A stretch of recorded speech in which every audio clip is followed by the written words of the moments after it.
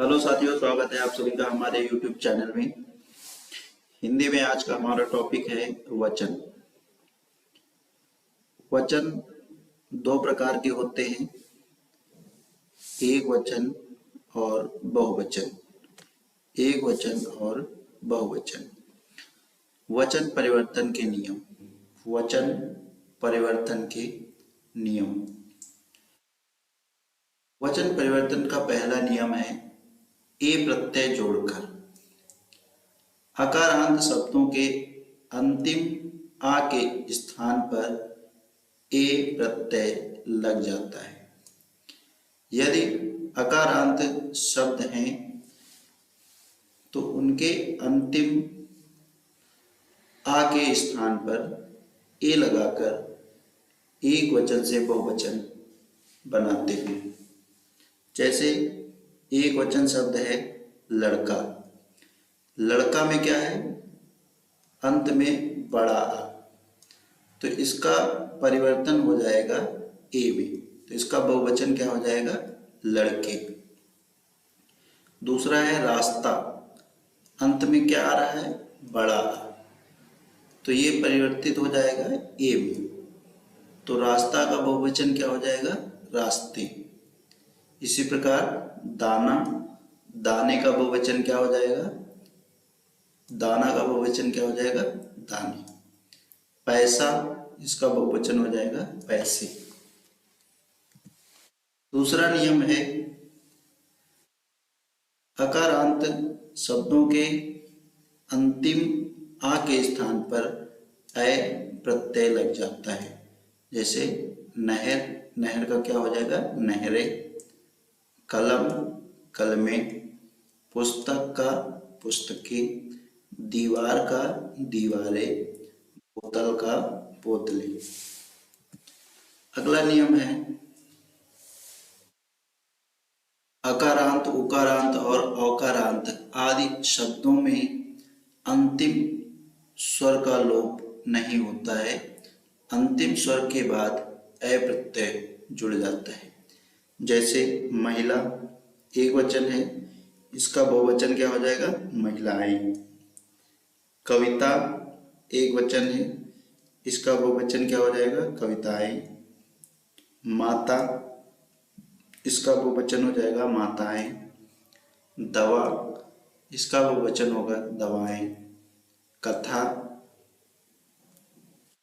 इसका बहुवचन हो जाएगा कथाएं। शाला, शालाएं। अगला नियम है कुछ संज्ञा शब्दों के एक वचन और बहुवचन रूप समान रहते हैं। कुछ संज्ञा शब्द ऐसे हैं जिनका एक वचन और बहुवचन समान होता है। जैसे पानी। पानी एक वचन और बहुवचन दोनों में क्या लिखा जाएगा, पानी ही लिखा जाएगा। प्रेम एक वचन और बहुवचन में प्रेम ही लिखा जाएगा।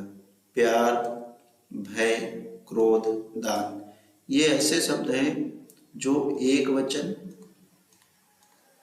और बहुवचन दोनों में समान रहेंगे। पांचवा नियम है हिंदी में कुछ शब्दों के बहुवचन बनाने के लिए मूल शब्द के साथ वर्ग, गण, लोग, जन आदि समूहवाची शब्द जोड़ दिए जाते हैं। जैसे कर्मचारी। कर्मचारी शब्द का यदि बहुवचन बनाना है तो इसका बहुवचन क्या होगा, कर्मचारी वर्ग। कर्मचारी वर्ग।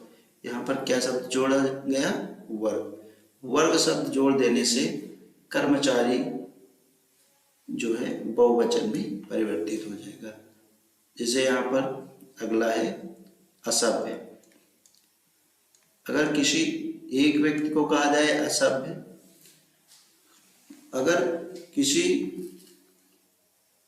समूह को या कई लोगों असभ्य कहना हो तो क्या कहेंगे इसको, असभ्य लोग। असभ्य लोग।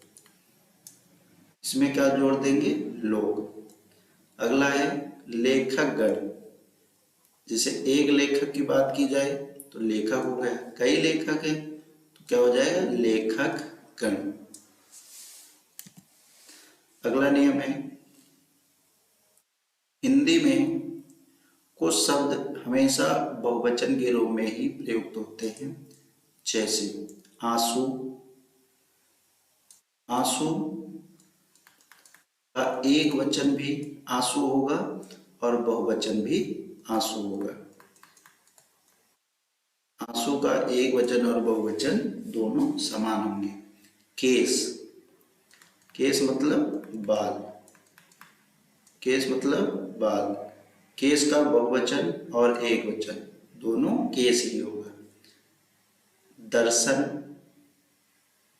प्राण, हस्ताक्षर, बाल, लोग, प्रजा, रोम, होश आदि, ये सारे क्या हैं? बहुवचन और एक वचन दोनों में समान रहेंगे। बहुवचन और एक वचन दोनों में समान रहेंगे। अगला नियम है कुछ ऐसे संज्ञा शब्द होते हैं जो हमेशा एक वचन में ही आते हैं। जैसे क्रोध, क्षमा, छाया, प्रेम, जल, जनता, पानी, दूध, वर्षा, हवा, आग आदि। ये ऐसे संज्ञा शब्द हैं जो हमेशा एक वचन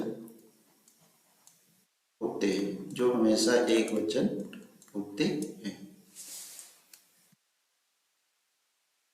अगला नियम है सम्मान अथवा आदर।